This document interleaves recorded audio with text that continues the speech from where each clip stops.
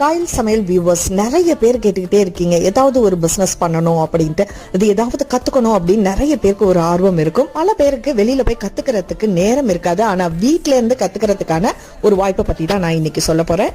உங்களுக்கு சோப் தயாரிக்கிறதுல ஆர்வம் இருக்கா?